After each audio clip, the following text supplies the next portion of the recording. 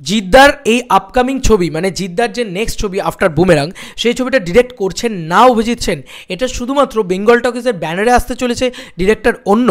Hey guys, welcome to my channel. আমি মহারাজ, আর এই বিষয়টাকে নিয়ে এখন আমরা কথা বলবো। দেখো বন্ধুরা, অভিজিৎ সেন কিন্তু বছরে একটা করেই ছবি করে, এটা আমরা সবাই জানি, মানে এতদিন ধরে তো তাই করে এসছে, কিন্তু এখন মনে হচ্ছে তারা বড় করে দুটো ছবি করতে পারে।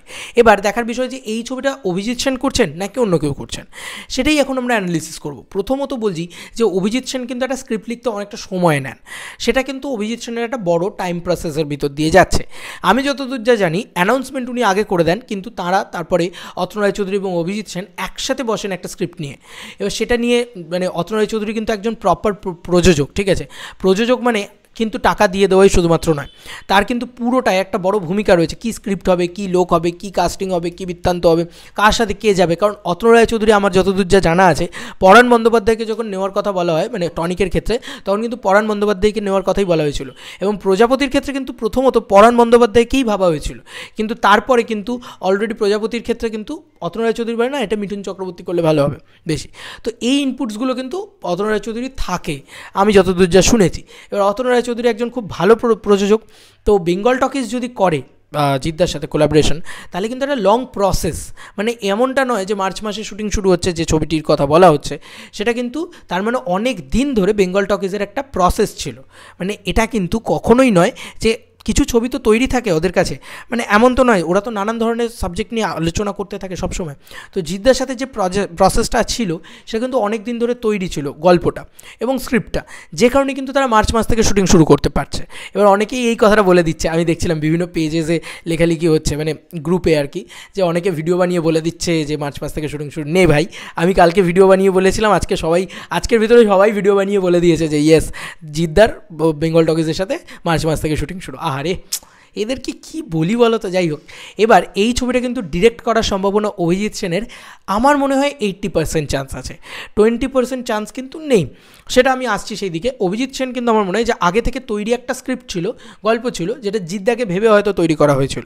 কারণ আমরা সবাই জানি যে অভিজিৎ সেন কিন্তু মাথায় রেখেই বানান, মানে মিঠুন চক্রবর্তীকে তুমি এই ডায়লগটা পেয়েছো, মিঠুন চক্রবর্তী মারবো এখানে গুটি পড়বে পকেটে, এই ডায়লগটা তুমি পেয়েছো কারণ মিঠুন চক্রবর্তীকে ভেবেই কিন্তু ক্যারেক্টারটা তৈরি করা হয়েছে।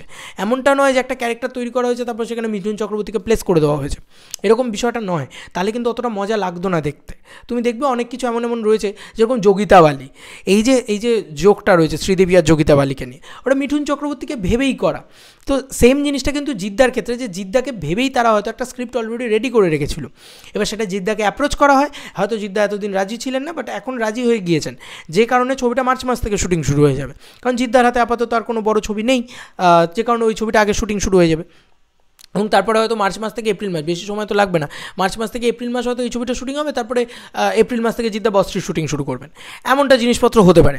কারণ এপ্রিল মাস থেকে জিদ্দা বস 3 শুটিং শুরু করবেন এমনটা আপডেট আমাদের কাছে ছিল, সেই কারণেই বলছি তোমাদেরকে। এবার সেটা সত্যিও হতে পারে, মিথ্যাও হতে পারে, অনেস্টলি স্পিকিং। এবার একটা বড় বিষয় হচ্ছে, তাহলে এই দুটো জিনিস তো হয়ে গেল, এই দুটো বিষয় তো হয়ে গেল। এবার তাহলে কেন আমি বলছি যে 20% চান্স নেই?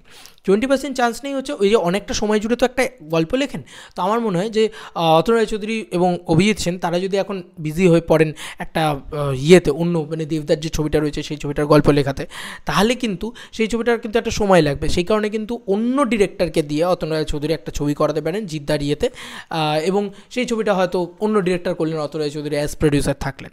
কিন্তু আমার মনে হয় যে অতনু রায়চৌধুরী যে কোনো ছবিই করুক না কেন বেঙ্গল টকিজের আওতায় এসে, সেখানে কিন্তু পুরো দস্তুর তিনি মানে ইয়ে করেন আর কি, মানে ইনভলভ থাকেন। তো আমার মনে হয় ওরকমভাবে জিনিসটা হবে না।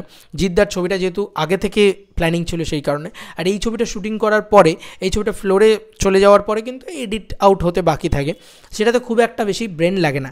সেই সময় কিন্তু আমার মনে হয় এপ্রিল মে এই সময় জুড়ে, এই সময় থেকে কিন্তু তারা গল্প ভাবা শুরু করবে, মানে অতনু রায়চৌধুরী অভিজিৎ সেন তারা কিন্তু দেবদার ছবিটার গল্প ভাবা শুরু করবে, এবং সেইটাকে নিয়ে কিন্তু তারা কাজ করা শুরু করবে, এবং দেবদার ছবিটা হয়তো শুটিং শুরু হতে হতেই ওই অক্টোবর হয়ে যাবে, ঠিক আছে, সেপ্টেম্বর অক্টোবর মিনিমাম হয়ে যাবে। দেখে নিও, আমার যেটা মনে হচ্ছে সেটাই হবে। কিন্তু মানে আগেরবারও যদি আমরা দেখি প্রধানের ক্ষেত্রে সেটাই হয়েছিল, যে কারণে কিন্তু অনেকটা মেলঝুল পাওয়া যাচ্ছে। আমার মনে হচ্ছে অভিজিৎ সেনই হয়তো এই ছবিটা ডিরেক্ট করতে চলেছেন, বেঙ্গল টকিজের যে জিদ্দার কোলাবোরেশন। এবং বলে রাখি, এটা কিন্তু এমনটাও হতে পারে যে জিদ্দার এই ছবিটা বেঙ্গল টকিজের আওতাতেই শুধু হলো, জিদ্দার হাউস কো প্রোডাকশন হিসেবেও থাকলো না, মানে কো প্রডিউসার হিসেবে থাকলো না, অ্যাজ অ্যান অ্যাক্টর জিদ্দার রেমুনারেশন নিয়ে বেঙ্গল টকিজের আওতায় এসে এই ছবিটা জাস্ট করলেন, মানে বেঙ্গল টকিজই প্রযোজনা সংস্থা হিসেবে থাকলো, কো ভেঞ্চার হিসেবে যেরকম দেব এন্টারটেনমেন্ট ভেঞ্চার্সকে আমরা দেখতে পাই, সেটা কিন্তু কো ভেঞ্চার হিসেবে জিদ্দাকে নাও দেখতে পেতে পারি আমরা এই ছবির ভিতরে, কারণ জিদ্দার নিজেরই কথা যে জিদ্দা অ্যাজ অ্যান অ্যাক্টর কাজ করতে চান,